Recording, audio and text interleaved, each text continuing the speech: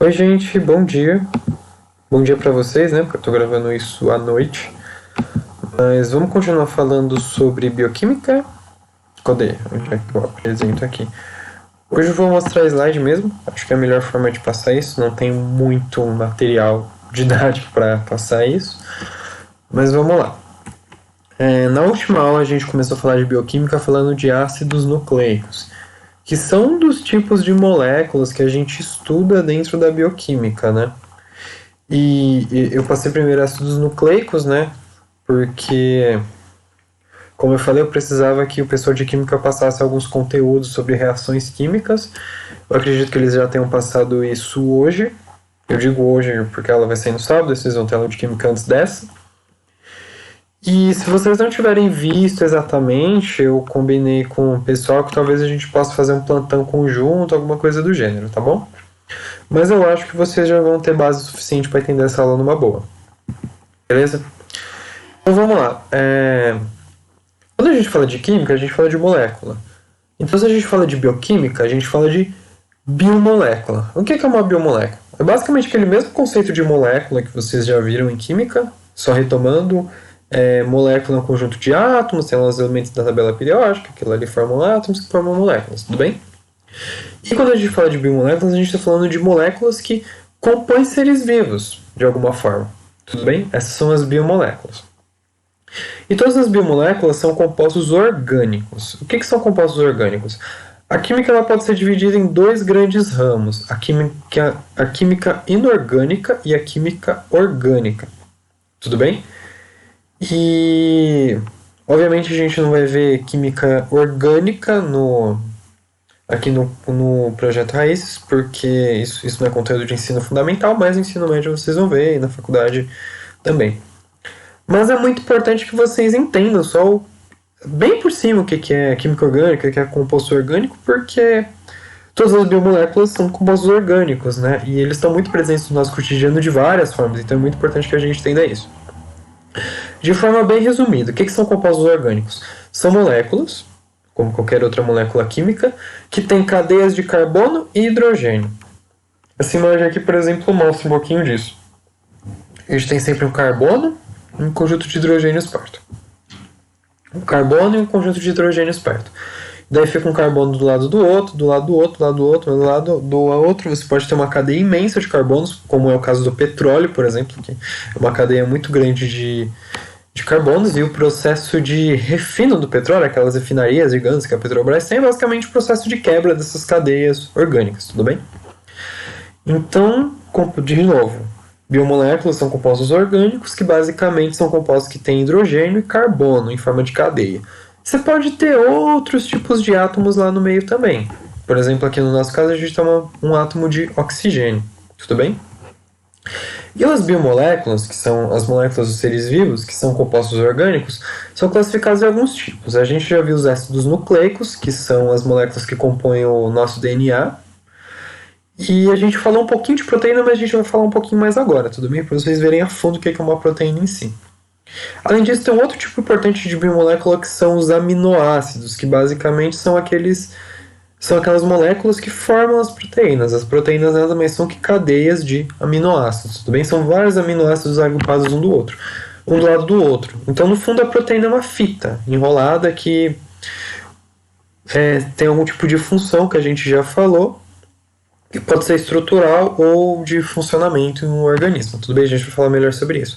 A gente também tem os lipídios, que são as nossas gorduras, os carboidratos, que a gente conhece popularmente como açúcares, tudo bem? Lembrando que tem vários tipos de açúcar. Aquele açúcar que vem no pacotinho, que a gente compra, se eu não me engano, é sacarose, mas tem vários outros tipos de açúcar. E também a gente vai falar um pouquinho de vitamina, tudo bem? Então vamos lá. Vamos retomar um pouquinho esse conceito de química orgânica que eu falei. O que são compostos orgânicos? De novo, são cadeias de carbonos e hidrogênios, que algumas vezes essa cadeia, como tem aqui no nosso exemplo, vai ter oxigênio, pode ter nitrogênio, pode ter fósforo, cloro, bromo, entre outros tipos de compostos químicos que são encontrados na tabela periódica. Mas a base da química orgânica são cadeias de carbonos e hidrogênios. Então, carbono do lado do outro, do lado do outro, do lado do outro, formando uma fita de carbonos com hidrogênios ao redor e de vez em quando alguns outros elementos químicos, por exemplo, esses aqui que eu coloquei na lista. Tudo bem? Vamos lá. Exemplos cotidianos de compostos orgânicos. Né? A gente convive com muitos compostos orgânicos. Por quê? Porque eles são aqueles que compõem as biomoléculas. Como a gente tem muitos seres vivos no mundo, né? A gente, quando começou a falar de reino, falou que tinha milhões de espécies, tinham milhões a serem descobertas. Se você pensar que cada espécie vai ter mais milhões de indivíduos, é ser vivo que não acaba mais no mundo, né? Se você pensar que só humanos são 8 bilhões, se você pensar que esses 8 bilhões tem cachorros ainda, e tem baratas, formigas, tigres, e sem falar das bactérias, fungos e protozoários, e querendo ou não, os vírus, por mais que não sejam necessariamente seres vivos, né, muita controvérsia sobre isso, são também compostos por biomoléculas. Então você tem uma abundância muito grande desses compostos orgânicos no mundo, porque tem muitos seres vivos no mundo. E, portanto, todos esses seres vivos produzem substâncias, não necessariamente, não diretamente, tá? Mas produzem algo, ou dão origem a algum tipo de substância que a gente usa no nosso cotidiano. Por exemplo, os combustíveis, né? Os combustíveis, no caso da gasolina e do diesel, são derivados de petróleo. E o petróleo, de forma resumida, é basicamente resto de dinossauro. É matéria orgânica, ser vivo que ficou enterrado por muito tempo e foi se acumulando lá, foi se decompondo e virou aquela gosma que a gente consegue usar para mover carros, ônibus, caminhões e afins. Tudo bem? E o álcool também é uma substância orgânica, mas vem da cana-de-açúcar. Tudo bem? Além disso, a gente tem o carvão. A gente tem o carvão que a gente usa para churrasco, que na verdade é eucalipto queimado. Mas a gente também tem o carvão mineral, que é encontrado no solo, que é muito usado para produção de energia, né? Por exemplo, as termoelétricas, elas trabalham à base de carvão. E esse carvão mineral também é um composto orgânico, também é resto de algum ser vivo que ficou acumulado no solo e que formou esse composto que a gente usa para também produzir energia. Além disso, você tem o papel também é orgânico. Por que papel é orgânico? Porque o papel é feito de celulose. Celulose é um tipo de açúcar que compõe a parede celular de plantas. Por isso que papel é feito de planta. Tudo bem? Além disso, você tem a madeira, que também é planta. O algodão, para quem não sabe, ele é uma plantinha, tá? Você tem a borracha. Hoje em dia você tem borracha industrial, mas aliás, tem borracha sintética, mas a borracha em si, ela inicialmente começou como um líquido que sai de uma árvore chamada seringueira. Ela é muito abundante na Amazônia. Inclusive, coisa interessante aqui, só um adendo histórico / geográfico, o Acre, eu tava lendo esses dias porque eu gosto de ler coisas esquisitas às vezes. O Acre, ele pertencia à Bolívia, né, antigamente. E deu uma puta confusão na época, porque começou-se a industrialização no mundo e aumentou-se muito a demanda de borracha, né? Por exemplo, começaram a se construir carros e tudo mais. E daquela região tinha muitas seringueiras, né? Então, o Acre, que era uma região da Bolívia que ninguém ligava, de repente teve um grande foco internacional, porque tinha seringueiras e estava todo mundo precisando de borracha, começou aquelas brigas e guerras, e foi assim que o Brasil, depois de um tempo, acabou anexando o Acre. Na verdade, a gente meio que comprou o Acre da Bolívia. Tudo por conta da borracha, que é um composto orgânico que vem de ser vivo, que é tipo de biomolécula. Tudo bem? E eu coloquei aqui a foto do Faustão com uma churrasqueira e o pega fogo, bicho, porque os compostos orgânicos em si, eles pegam fogo muito fácil, tá? Combustível, a gente sabe que é inflamável, pode explodir. Carvão a gente usa para queimar as coisas, papel pega fogo muito fácil, madeira, algodão. Borracha derrete, mas acho que pega fogo fácil também. E seres vivos também, né? A gente, por exemplo, tem muito acidente com cabelo pegando fogo, essas coisas, tem que tomar muito cuidado porque composto orgânico pega fogo fácil também. Tudo bem? Isso aqui só foi uma introduçãozinha do que são compostos orgânicos e tudo mais. Lembrando que química orgânica, cara, dá uma faculdade praticamente. Então, para vocês que não veem isso no ensino fundamental, não faz muito sentido a gente aprofundar. Porém, Eu também acho um pouco ruim que a gente não fale sobre química orgânica, sobre compostos orgânicos, porque todas as biomoléculas são compostos orgânicos, então isso de certa forma é a base da vida, então é importante que vocês saibam também. Tudo bem? Então vamos lá. Seres vivos são compostos de biomoléculas, que, como eu disse, são compostos orgânicos que têm cadeias de carbonos e hidrogênios e às vezes outros compostos químicos, como oxigênio e tudo mais. Mas se você pegar todas as moléculas de seres vivos, você tem uma série de outros elementos químicos, que são aqueles que a gente encontra na tabela periódica. Porém, tem 5 daqueles elementos químicos da tabela periódica que são os mais abundantes nos seres vivos. E eles são tão importantes que os biólogos criaram um termo chamado CHOMPs. O que é CHOMPs? É basicamente a junção das letras que representam esses 6 principais elementos químicos que são encontrados em seres vivos. Eu falei 5 porque o sexto aqui, que é o enxofre, às vezes ele não é representado, tá? Vai ter alguns livros que vão comer esse S. Mas aprendam como CHOMPs porque é o que mais aparece, tudo bem? Então o que é esse CHOMPs? É basicamente o carbono, hidrogênio, oxigênio, nitrogênio, fósforo e enxofre. Esses são os 6 elementos químicos que mais aparecem em seres vivos. Tudo bem? Mas, além desses 5, esses são os 5 mais importantes. A gente tem outros compostos químicos presentes no organismo. E, além das 1000 moléculas, são basicamente as moléculas encontradas em seres vivos, a gente tem outros tipos de compostos que não são necessariamente biomoléculas dentro dessa classificação aqui, tudo bem? Por exemplo, a água. A água é um composto inorgânico, tudo bem? Você tem os compostos orgânicos, que são aquelas cadeias de carbonos e hidrogênios que são muito frequentes em seres vivos, mas você tem os compostos inorgânicos, que não têm uma cadeia de carbonos e hidrogênios, como é o caso da água. A gente sabe que a água é composta por 2 átomos de hidrogênio e 1 de oxigênio. Não tem nada de orgânico nisso. E, mesmo assim, ela compõe, por exemplo, cerca de 60% do peso de um ser humano. Então, por mais que você tenha as biomoléculas, por mais que elas sejam compostos orgânicos, você tem uma abundância muito grande de compostos inorgânicos, que são aqueles que não têm carbonos e hidrogênios em forma de cadeia, tudo bem? No caso da água a gente tem o hidrogênio, mas a gente não tem o carbono, tudo bem? Então a gente também tem uma gama muito grande de moléculas inorgânicas presentes nos seres vivos, tudo bem? Então, por exemplo, a gente tem a água, como eu disse, e a importância da água é que ela é um solvente universal. Não sei se vocês já ouviram falar disso. Mas o que isso significa? Quando a gente tem uma reação química, a gente tem um solvente e um soluto. Tudo bem? Por exemplo, a gente tem um copo de água.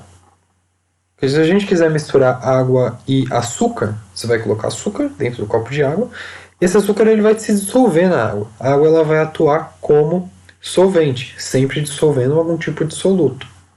Como a gente tem uma série de reações químicas que acontecem dentro do nosso organismo, é muito importante que a gente tenha esse solvente em abundância para que a gente consiga executar todas essas reações de uma forma perfeita.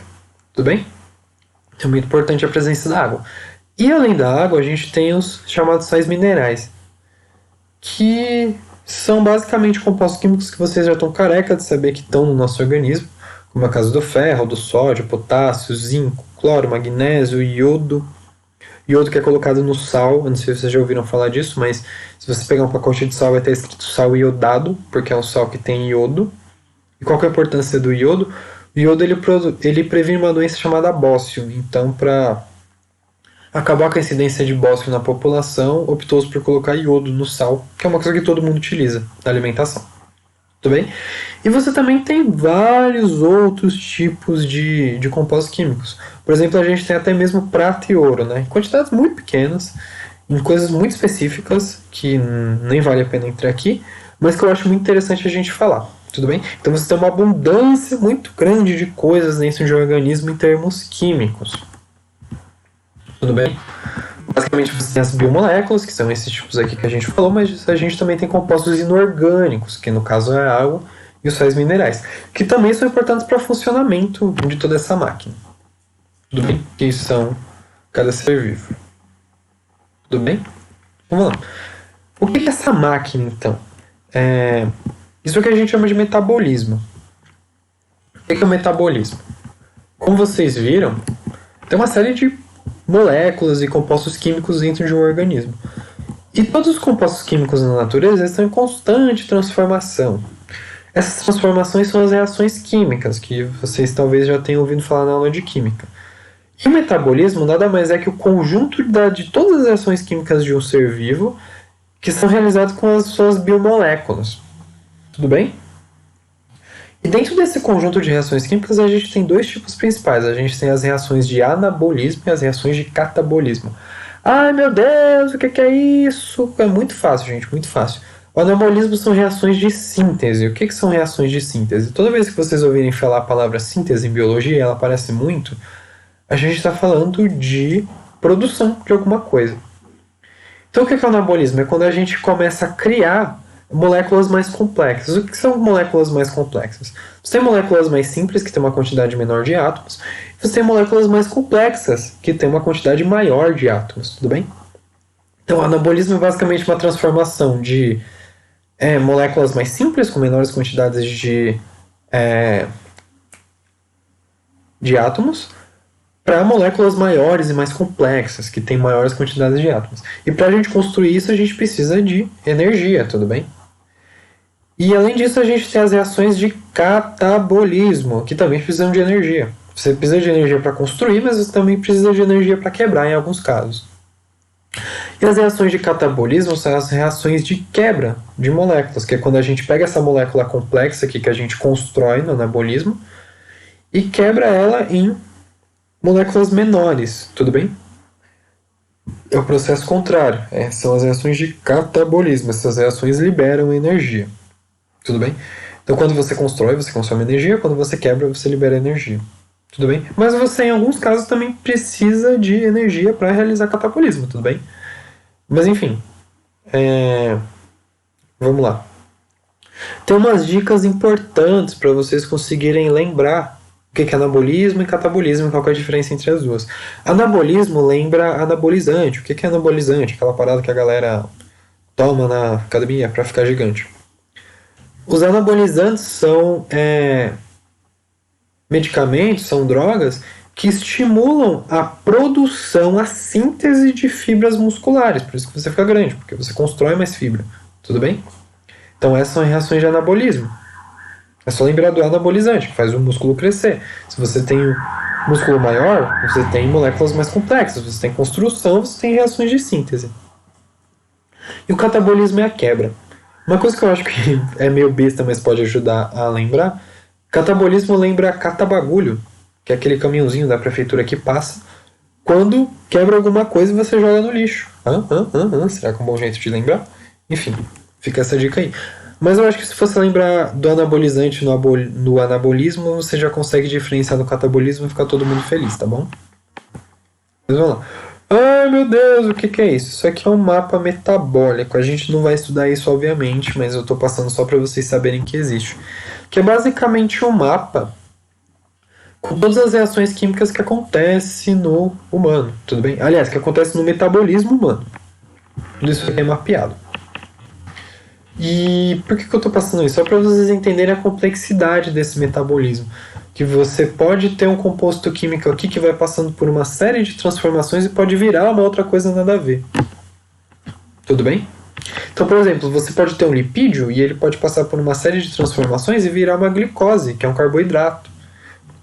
Tudo isso é mapeado através dessas rotas aqui que a gente chama de mapa metabólico. Tudo bem? Mas a gente não vai estudar isso aqui. É só para vocês saberem que existem essas ligações entre cada tipo de biomolécula que está ali em vários processos de anabolismo e catabolismo e passando por uma série de transformações. E daí você tem essas mutações dessas moléculas, tudo bem? Isso está em uma constante transformação dentro do nosso organismo. Beleza? Vamos para o próximo. Vamos começar a falar um pouquinho sobre cada tipo de biomolécula. A gente já falou sobre ácidos nucleicos, que vocês já estão careca de saber. DNA, RNA. O DNA é aquela fita onde tem a receita das nossas proteínas, que é o que a gente vai estudar agora. Para a gente produzir proteína, a gente abria a fita de DNA, fazia uma cópia, que era o RNA. O DNA era composto por 4 bases nitrogenadas: adenina, timina, citosina, guanina. O RNA você trocava a timina por uma uracila na hora daquela cópia, mas o ribossomo conseguia entender essa troca e consegue produzir a nossa proteína. Tudo bem? Então vamos falar da proteína. Agora que a gente já sabe como ela é produzida, agora vamos entender o que é esse negócio que é produzido. Primeira coisa que a gente precisa saber é que dentre as biomoléculas que estão no nosso organismo, as proteínas são as mais abundantes, é o que mais vai aparecer. O que mais tem no organismo é proteína, tudo bem? Elas têm duas funções básicas, as funções de estrutura e de funcionamento. Aqui eu dei dois exemplos. Uma de estrutura, por exemplo, a queratina, que é um tipo de proteína que forma o cabelo, é algo estrutural, basicamente. Você também tem o colágeno, que compõe a pele, uma série de outras proteínas que estão ligadas à estrutura, e você também tem proteínas que estão ligadas a funcionamento. Uma proteína aqui que eu dei de exemplo, por exemplo, é a aquaporina. O que é a aquaporina? Eu coloquei esse exemplo para a gente dar uma revisada. Isso aqui é uma membrana plasmática, lembrando, isso é uma bicamada fosfolipídica e tal. E essa membrana ela isolava o meio externo do meio interno da célula. Tudo bem? E ela tinha aquele conceito que a gente tinha falado que era de permeabilidade seletiva. O que era isso? A membrana plasmática ela escolhe o que entra e o que sai da célula. Tudo bem? Porém, você precisa desse trânsito de substâncias do meio interno para o meio externo, ou o contrário. E isso é feito através de alguns processos. Não sei se vocês lembram lá da difusão simples, que era aquele processo que você tinha um meio mais concentrado que o outro, e daí a substância que está nesse meio mais concentrado tendia a ir para um meio menos concentrado para você ter um equilíbrio de concentração nos dois meios. Esse era o processo de difusão simples. E você também tinha o processo de difusão facilitada, que era facilitada por proteínas facilitadoras. A aquaporina é uma proteína facilitadora que, como diz o próprio nome, é um poro de água. É uma proteína que faz um canal que ajuda a água a entrar na célula, tudo bem? Então ela tem essa função, tudo bem? Então, no caso de proteína de funcionamento. Tudo bem? Então é muito importante que vocês lembrem isso sobre proteína. Sempre que vier proteína na cabeça de vocês, tem que vir essas coisas. Que são as biomoléculas mais abundantes no organismo, que elas são responsáveis tanto por estrutura quanto por funcionamento. Tudo bem? Em termos de composição química, as proteínas são feitas basicamente de carbono e hidrogênio, já que elas são compostos orgânicos, e de nitrogênio, já que a gente falou que um composto orgânico pode ter algum outro tipo de elemento químico além do carbono e do hidrogênio, tudo bem? Então ela é composta basicamente por esses três elementos químicos.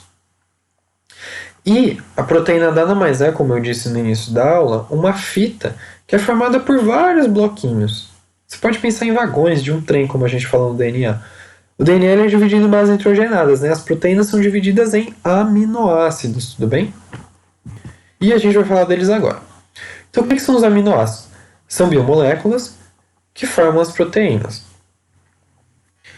E como é que isso forma as proteínas, né? A gente vai ligar os aminoácidos a todo aquele processo que a gente falou de produção de proteína, né? Desde lá da leitura do DNA, formação de RNA, leitura pelo ribossomo e tudo mais. Como é que funciona aquele processo para você escolher os aminoácidos certos para colocar na sua proteína? Basicamente, o ribossomo ele vai ler trincas. O que são trincas? São basicamente três. Ele vai ler conjuntinhos de três bases nitrogenadas lá do nosso RNA, e cada triozinho desse de bases nitrogenadas corresponde a um aminoácido. Então ele lê lá um AGC. Aí ele já entende, um AGC é o aminoácido tal. Vamos chamar de aminoácido Joelma. Aminoácido Joelma. Ele vai lá ler, pega o aminoácido Joelma e coloca aqui. Depois ele vai ler as próximas três bases nitrogenadas do RNA. Por exemplo, um GCA. E daí o GCA vai ser o aminoácido Wesley Safadão. Dele, um GCA.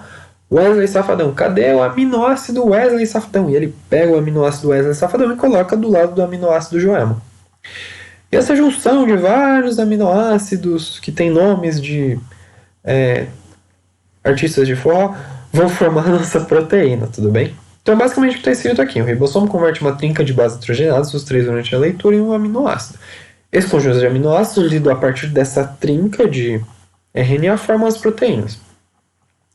E os aminoácidos, eles formam as proteínas. As proteínas são as biomoléculas mais abundantes no organismo, são responsáveis por uma série de questões relacionadas à estrutura e à função, mas esses aminoácidos podem ser classificados em outros dois tipos. A gente tem os aminoácidos essenciais, que a gente não consegue produzir, o nosso organismo não produz, a gente só consegue obter se alimentando, e daí a importância de uma alimentação balanceada e tudo mais vem daí.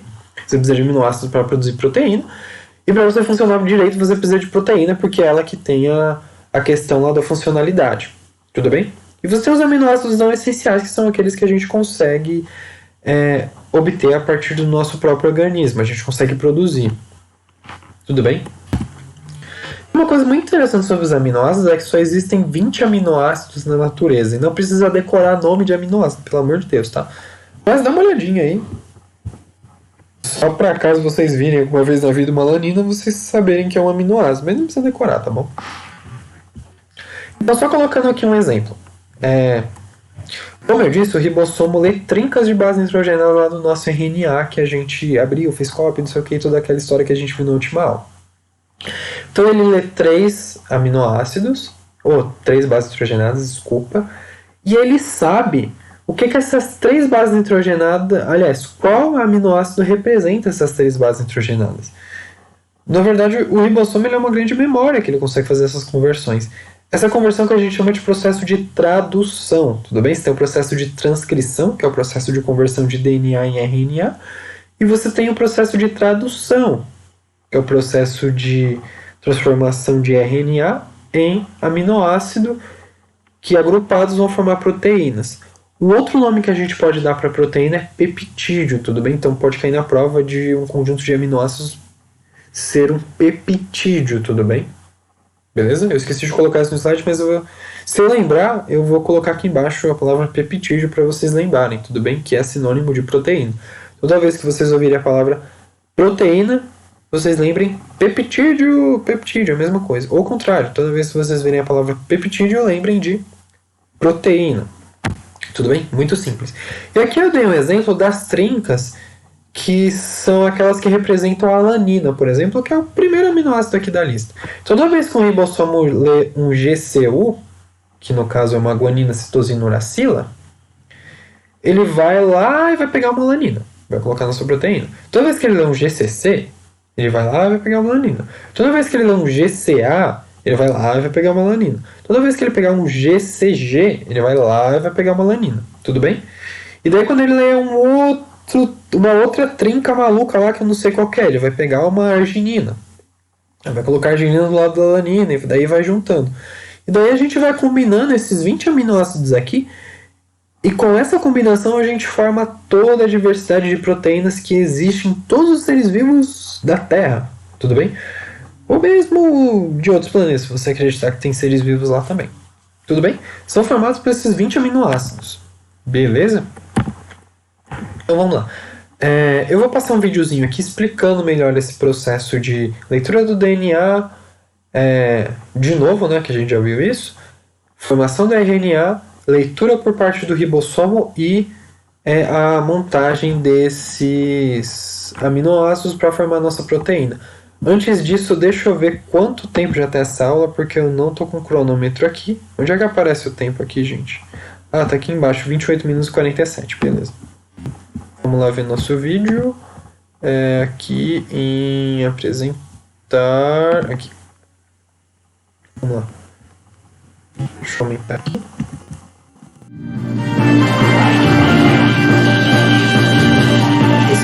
Esta é a célula. Desculpa. Pera aqui. Esse vídeo é de um canal chamado Inteligista, tá? Se não me engano. Eu posso colocar o link aqui embaixo, eu acho importante citar os direitos autorais, porque esse vídeo não é meu, vai que isso dá algum problema. Se bem que a gente não é monetizado e não liga pra isso, então não faz muita diferença se desmonetizarem o vídeo, que eu acho que é o máximo que o YouTube faz nesses casos de direito autoral. Mas vamos lá.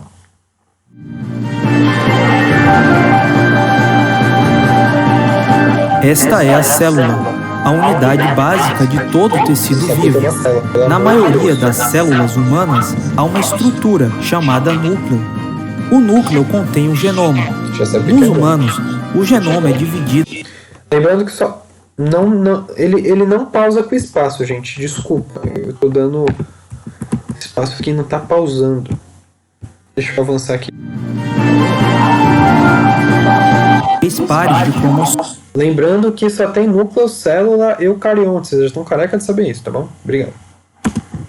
Não, isso não starta. Desgraça, peraí, aqui. Agora vai.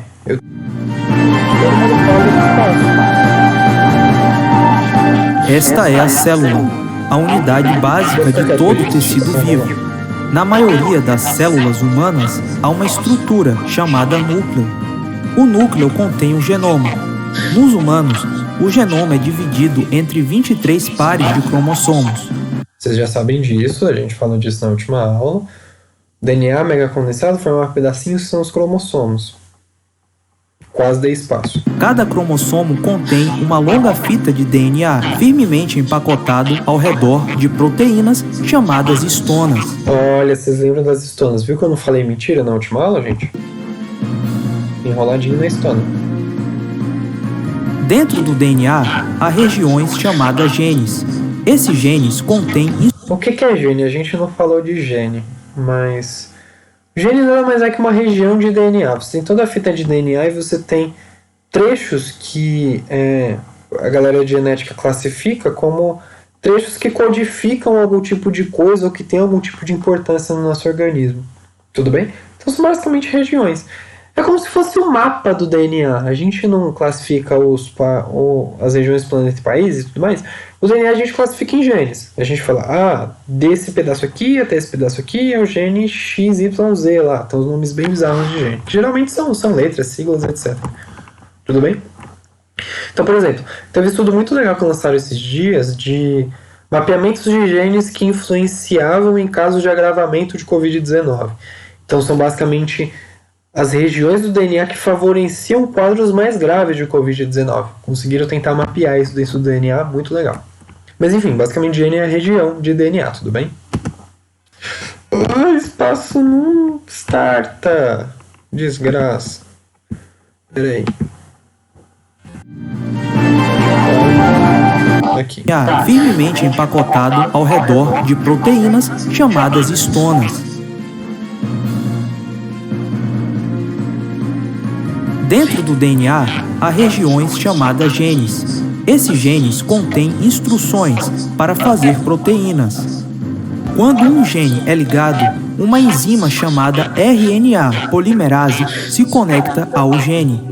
Esta enzima se move ao longo do DNA, fazendo uma fita de RNA mensageiro a partir de bases livres dentro do núcleo. O código do DNA determina a ordem em que as bases livres serão adicionadas ao RNA mensageiro. A gente não falou disso aqui porque é muito aprofundado para o nível de ensino fundamental, tudo bem? Mas aquele processo de abertura do DNA e de formação de RNA é feito por essa enzima chamada RNA polimerase, tudo bem? Mas, enfim, não precisa saber disso, tá? Só saiba que abre a fita e faz RNA, tá ótimo. Este processo é chamado transcrição. Antes do RNA mensageiro ser usado como um modelo para a produção de proteínas, ele precisa ser processado.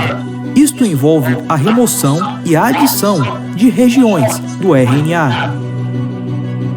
O RNA mensageiro se move para fora do núcleo, até o citoplasma. Vai lá buscar ribossomo. Fábricas de proteínas no citoplasma, chamadas ribossomos, se liga ao RNA mensageiro. O ribossomo lê o código no RNA mensageiro para produzir uma cadeia de aminoácidos. Existem 20 tipos diferentes de aminoácidos. Acabamos de falar disso. Moléculas do RNA transportador levam os aminoácidos até o ribossomo. 3 bases do... Também não precisa decorar isso, tá, gente? Mas, enfim, tem uma mini fita de RNA que faz o transporte do aminoácido até o RNA que está sendo lido no ribossomo. Mas não precisa saber disso, tá? Só saiba que RNA vira aminoácido, tá ótimo já. o RNA mensageiro são lidas por vez. Enquanto cada tripleto é lido, o RNA transportador entrega o aminoácido correspondente, formando assim uma cópia. Ali, vocês estão vendo aqui? Sai daí, anúncio maldito. Que ele tá lendo de 3 em 3. Ó, saiu 3 aqui, saiu 3 aqui. Ele sempre vai ler em 3. Tudo bem que são essas trincas. Que a gente também pode chamar... A gente chama em genética de códon esse cara, tá bom? Mas eu não vou decorar esse nome, é só pra vocês saberem. Mas enfim, sempre de 3, leio 3, pega um aminoácido. Leio mais 3, pega um aminoácido. Corrente crescente de aminoácidos. 3, outro aminoácido. Mais 3 aqui, outro aminoácido. Depois que 3, o último aminoácido é adicionado, a corrente vai até uma máquina molecular que dobra a corrente de aminoácidos numa forma tridimensional, complexa e específica. O processo de construção da proteína é finalizado e ela já... Vocês viram isso? É uma fita e depois essa fita é enrolada que ela vai ter uma estrutura tridimensional, como ele falou no vídeo. Essa estrutura é muito importante, ela precisa ter a estrutura exata. Porque, por exemplo, quando você está produzindo uma enzima, né, que a gente vai falar de enzima daqui a pouco, mas um tipo de enzima, né, que eu gosto de falar muito na aula, que é a lactase, que ela digere o leite. A lactase, ela é uma enzima, é uma proteína, portanto ela vai ter essas dobras tridimensionais aqui, e ela vai ter um formato específico para encaixar na molécula do leite e digerir. Se você tiver algum problema, sei lá, tiver uma base nitrogenada fora do lugar que vai trocar o aminoácido por algum motivo, essa estrutura tridimensional vai se modificar. E quando a gente for digerir o leite, isso não vai encaixar no leite. Daí a gente pode ter problemas de intolerância à lactose, tudo bem? Então essa estrutura tridimensional é muito importante numa proteína. Tem gente que passa a vida toda estudando só a estrutura tridimensional de uma única proteína. Você pode colocar essas proteínas aqui em um microscópio e daí jogar uns feixes de luz e tudo mais e estudar isso. Então é muito importante essa estrutura tridimensional, que é a forma como essa fita de aminoácidos vai ser enrolada. Tudo bem? É muito importante isso dentro de uma proteína. Já está pronta para realizar sua função dentro da célula. Pode ser estrutural ou funcional mesmo.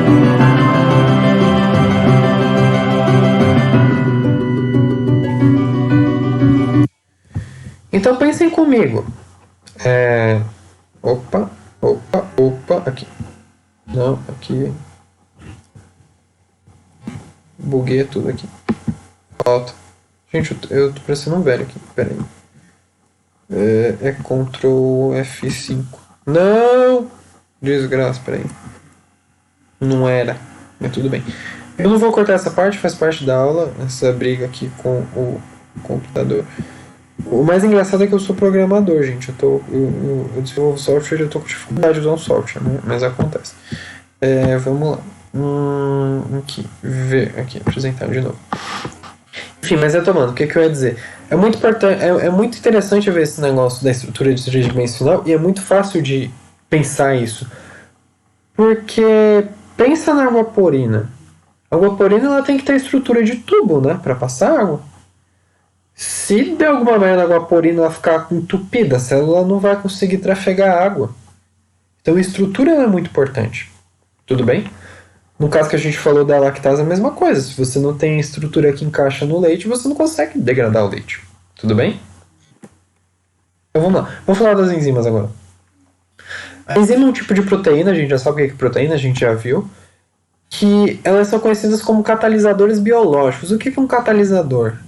Dentro da química, o conceito de catalisador é uma molécula que ela é colocada em uma reação química e ela facilita a reação química de alguma forma. Mas ela não faz parte da reação química em si.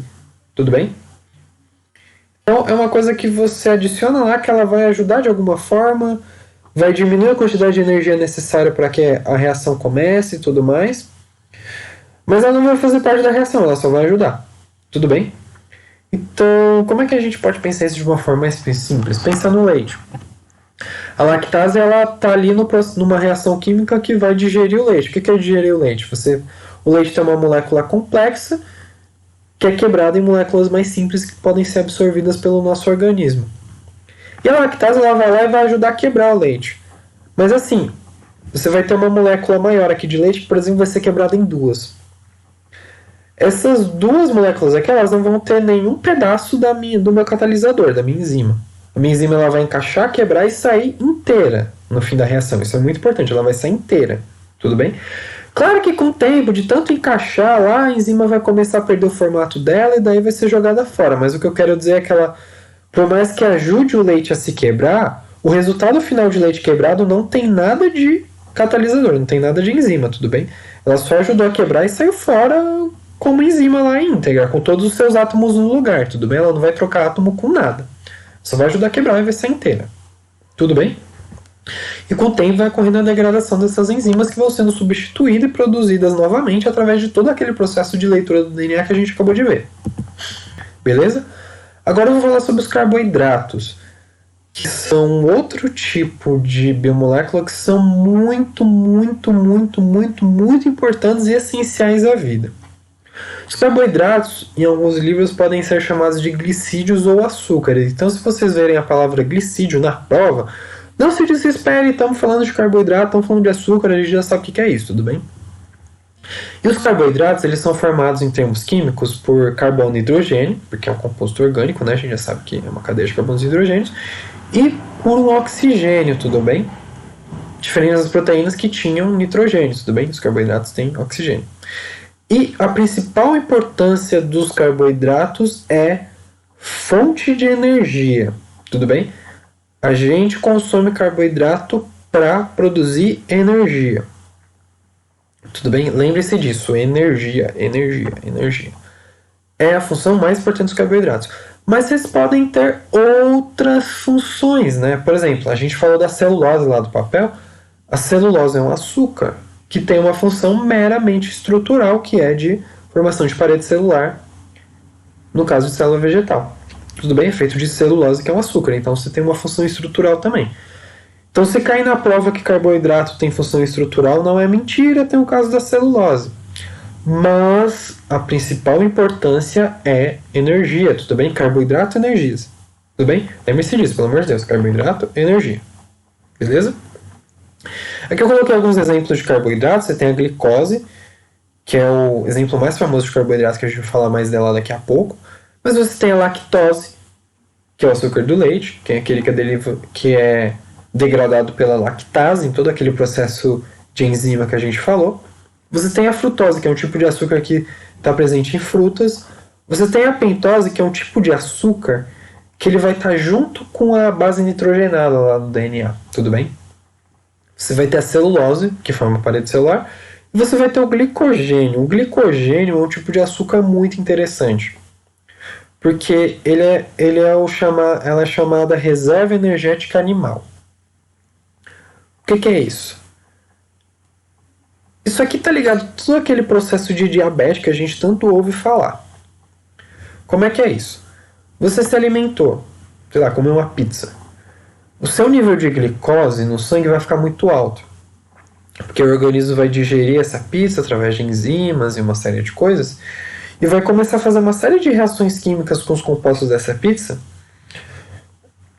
até que isso se torne uma glicose. E depois que isso se torne uma glicose, a gente joga na corrente sanguínea. Só que níveis muito altos de glicose no sangue geram uma série de problemas. Não sei se vocês lembram toda aquela parada de osmose e tudo mais, que a água ia do meio menos concentrado para o mais concentrado. Quando você tem uma quantidade muito grande de glicose no sangue, você tem uma quantidade de soluto muito grande no sangue. Então você começa a ter uns desníveis de água, enfim, dá uns problemas que a gente conhece, né? E para evitar esses problemas, o que o organismo faz? Ele tem a insulina, que é um hormônio, que vai pegar essa glicose do sangue e transformar em uma molécula chamada glicogênio, que é um punhado de glicose amontoada em uma molécula só, tudo bem? Esse glicogênio ele fica no fígado. Então você se alimentou, a glicose sobe. O organismo ativa a insulina, que vai pegar essa glicosezinha e vai colocar dentro do fígado no formato de glicogênio. Só que suas células precisam de glicose para ir produzindo energia. Então, conforme os níveis vão baixando, quando tiver muito baixo, o organismo vai falar, opa, eu preciso de glicose aqui. Eu não posso ter excesso, mas também não posso ter falta. Então eu vou lá no fígado, pego o glicogênio, quebro, transformo em glicose novamente. Aí os níveis de glicose vão subindo um pouquinho, você vai consumindo essa glicose para obter energia. Até que vai ter uma hora que os estoques de glicogênio vão ficar baixos. E daí você vai sentir fome, você vai comer, a glicemia vai subir, vai formar glicogênio, vai acumular. Nível de glicose no sangue vai diminuir, aí você vai pegando essa reserva energética com glicogênio. E assim vai indo o ciclo. Então a diabética é quando dá um pau nesse ciclo, basicamente. E daí você tem problemas com insulina e tudo mais. E daí você não consegue, por exemplo, transformar. Tem vários tipos de diabetes, tá? Mas um deles é o problema de você não conseguir transformar a glicose em glicogênio, tudo bem? E daí fica aquele excesso de sangue ou de açúcar no sangue e gera uma série de problemas. Tudo bem? Então tá tudo ligado aos carboidratos. Beleza? Então vamos lá. Aqui eu achei uma tirinha muito legal na internet sobre o papel da insulina. A insulina faz com que a glicose vá para a célula. No caso, que isso seja absorvido pela célula, a célula ela vai usar essa insulina para produzir. Essa insulina não, vai usar a glicose para produzir energia. E o excesso ele vai para as células hepáticas, que são as células do fígado. Bem? Para formar o glicogênio. E daí a gente tem um outro cara que é o glucagon, que ele faz o caminho ao contrário. Ele, por exemplo, vai pegar o glicogênio e vai fazer com que ele vire glicose novamente. Vai falar para a glicose, sai da célula e vai para a corrente sanguínea. Tudo bem? Então, insulina transforma a glicose em glicogênio, glucagon transforma a glicogênio em glicose. Beleza? Então, vamos lá. Isso aqui é uma molécula de glicose, só para título de curiosidade. Ela tem 6 carbonos, 12 hidrogênios e 6 oxigênios, tudo bem? Só uma curiosidade, é padrão nos carboidratos o número de hidrogênios ser o dobro do número de carbonos e oxigênios. Então, por exemplo, aqui você tem 12, que é o dobro de 6, tudo bem? Isso é um padrão. Vai ser seguido em outros carboidratos também, tudo bem? Deixa eu ver o horário aqui rapidinho, gente. 46, meu Deus, só vai dar tempo de falar de glicose. Aliás, de oxidação da glicose, que a gente vai falar agora. Vamos lá. Então, beleza. Essa aqui é a molécula de glicose. E a glicose ela é extremamente importante para a produção de energia. E como eu disse no início da aula, tem uma série de reações químicas lá no metabolismo. Você tem as reações de anabolismo, você tem a construção de proteína, de não sei o que. Tudo isso precisa de energia para funcionar, para a gente ficar vivo. De onde que essa energia vem? Da glicose. Então, como é que é o processo? A gente se alimenta, comeu aqui, mastigou, vai passar uma série de enzimas que vão vir desde a saliva até o estômago e tudo mais. Isso vai sendo constantemente quebrado através dessas enzimas. Depois isso vai ser absorvido pelo intestino. E daí a gente vai transformando todo esse alimento, claro, também em outros compostos, em outros tipos de biomoléculas, como por exemplo os lipídios e tudo mais que a gente também absorve. Mas uma boa parte desse alimento vai se tornar glicose, tudo bem? E a gente vai utilizar essa glicose para gerar essa energia. Como é que isso é feito? Você pega aquela molécula lá que a gente já viu, você acrescenta oxigênio, gás oxigênio, que é o gás oxigênio que a gente absorve pelo pulmão. É por isso que a gente respira, para pegar esse oxigênio do pulmão, quebrar essa glicose. Essa glicose é quebrada. Então, vocês lembram, né? Tinha lá os hidrogênios, que é sempre o dobro do número de carbonos. Daí ele está lá e a gente vai separar esses hidrogênios formando água. E o resto lá, o carbono e o oxigênio, vai virar CO2, que é o dióxido de carbono, que é o que sai do pulmão, tudo bem? Então você absorve, usando o pulmão, gás oxigênio da atmosfera, bota na corrente sanguínea, a célula vai absorver isso entra por um processo de difusão simples dentro da membrana plasmática da célula. A célula vai ter absorvido a glicose usando a insulina, a gente vai quebrar essa glicose através de um processo chamado oxidação da glicose. Por que oxidação? Porque você tem a adição de oxigênio, por isso que é oxidação. E através dessa oxidação você quebra o carbono, essa glicose separando o hidrogênio do resto da molécula, formando água e CO2, que vai se juntar com esse gás oxigênio aqui que a gente absorveu. O CO2 é expelido de volta na natureza através dos nossos pulmões, que também vai pela corrente sanguínea e tudo mais. Depois a gente pode falar. Depois a gente vai falar um pouquinho mais sobre sistema vascular. A gente vai, aliás, sistema circulatório no geral, a gente vai entender melhor isso. Mas isso vai passar depois pela corrente sanguínea de novo, vai ser expelido pelos pulmões. Daí você vai ter esse processo contínuo.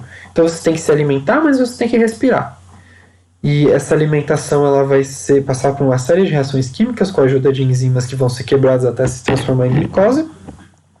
E a gente vai respirar oxigênio que vai oxidar essa glicose que a gente produziu lá no processo de alimentação, vai quebrar, liberar o CO2, liberar a água, que vai ser usada para uma série de coisas, já que 60% do organismo é água, porque a gente precisa usar isso como solvente para uma série de reações, liberar lá, e a gente vai ter a energia, que vai ser armazenada no formato de uma molécula chamada ATP, que a gente vai falar na próxima aula, porque não dá mais tempo hoje. Tudo bem, gente? Então é isso, muito obrigado pela atenção. Eu sei que é bastante conteúdo nessa aula, mas depois a Carol vai fazer uma revisão no Platão, vai ficar tudo bem, tá? Então é isso, gente. Obrigado pela atenção. Qualquer dúvida também me chama no WhatsApp que eu respondo. A gente pode fazer uma chamada de vídeo, o que vocês quiserem, tudo bem? Falou!